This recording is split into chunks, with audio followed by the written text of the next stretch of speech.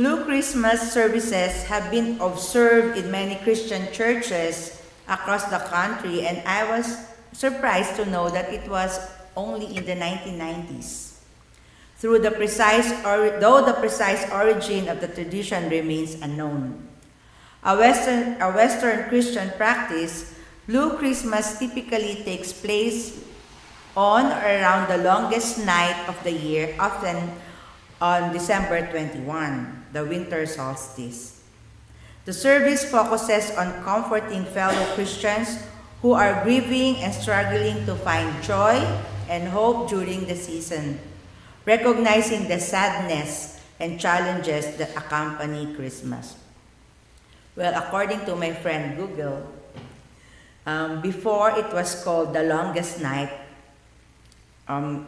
reflecting the longest day in our lives of darkness, and that we feel the loneliness, the grief, and depression.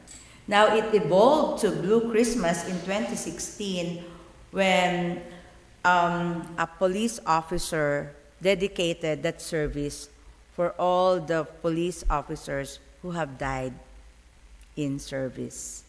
So the merging of Longest Night and Blue Christmas is what we have right now. But we are also familiar with the phrase feeling blue. And so the Blue Christmas now incorporates those missing or grieving for loved ones who passed away, and all the feelings of being blue at this time of the year. Prophet Isaiah spoke to similar experiences among his people and offered a hopeful promise.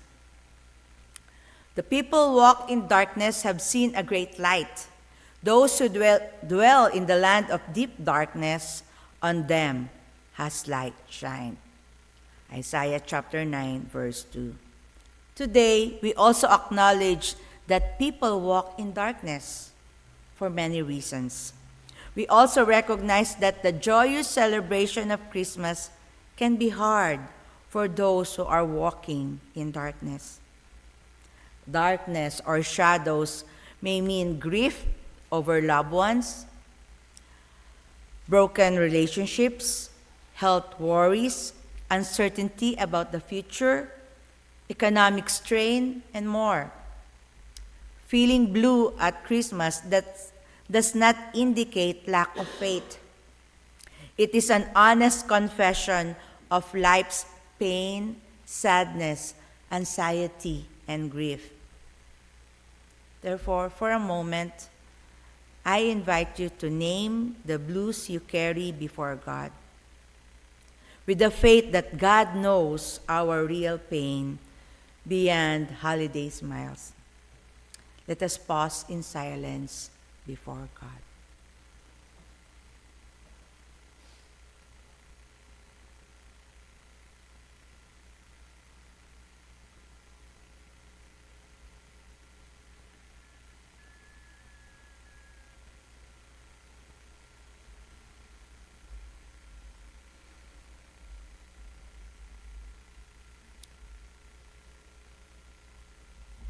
Amen. The good news is that God does not want us to dwell in darkness. God has sent the light. Isaiah declares that those who walk in darkness, who live in the land of shadows, have seen a great light. Now the light shines upon them. The prophesied light is the child born to us, a son given to us, and he will be our ruler. He will be called Wonderful Counselor, Mighty God, Everlasting Father, Prince of Peace. His royal power will grow and peace will endure forever. The Lord Almighty is determined to accomplish this. The light is the Wonderful Counselor, the Mighty God, the Everlasting Father, the Prince of Peace. In the ancient times, Wonderful Counselor meant a wise advisor, someone who offers good advice, oftentimes directives that he will give the direction on how to live your life or how to get out of such situations. But in the context of modern pastoral care, a wonderful counselor can also be understood as a compassionate co-traveler, someone who listens, empathizes, and guides how to unload the burdens. This image fits Blue Christmas well, a warm light that accompanies us on our difficult journey. Isaiah's prophecy finds its fulfillment in Jesus Christ, whom we recognize as the wonderful counselor, mighty God, everlasting Father, and Prince of Peace. He is the Messiah. Where the Old Testament Messiah is depicted as a warrior king. In the Old Testament, they are waiting for the Messiah in a chariot with tons of soldiers that is ready to war, ready to fight. However, the New Testament presents the Messiah as a child born in a humble manger. In Luke's account, it was said Mary and Joseph find no room at the inn, and Jesus is laid in a manger. I read an article before saying when we have our nativity scene, we are sanitizing it.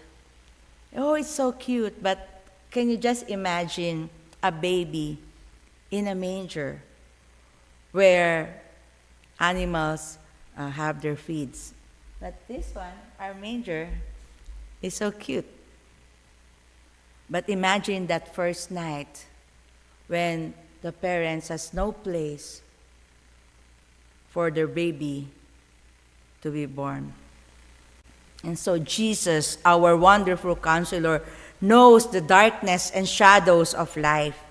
He came into chaos and poverty, grew up amid struggle, and experienced loss, grief, pain, and anxiety. Jesus knows what we feel because he has walked that road. This is the light we have in Blue Christmas, the presence of Christ within us. At Blue Christmas, Christ, our wonderful counselor, is for those who feel overwhelmed and unheard. Emmanuel with us. God is with us in our grief and pain. He is our mighty God for those who feel powerless. Emmanuel with us in battles, loss, and in moments of weakness and sickness. He is our loving parent for those who feel abandoned or alone. Emmanuel with us in our loneliness. And he, our Lord Jesus Christ, is our Prince of Peace for those who are troubled.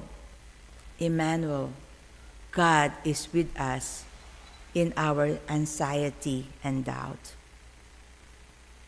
Blue Christmas invites us to acknowledge the darkness and to welcome the light that accompanies us. It is an opportunity to strengthen our belief and renew our faith in Jesus Christ, our divine light. The light that does not flicker, the light that brings warmth, healing, and peace. We do not have to pretend at Blue Christmas. We do not have to wear the holiday smile. At Blue Christmas, we can lay down our burdens before the wonderful counselor. The darkness may not vanish immediately, but we can be confident that Jesus, the Emmanuel, our Messiah, is with us and will not leave us. In any moment that we feel the blues, I'd like to invite you to have a breath prayer. And this breath prayer says, Light shines through the blue. Lord Jesus, bring me hope anew. At moments that we feel the loneliness, at moments when we feel the grief, at moments that we are in doubt or in anxiety, take a deep breath. And in our hearts say, light shines through the blue. Lord Jesus, bring me hope anew. Amen.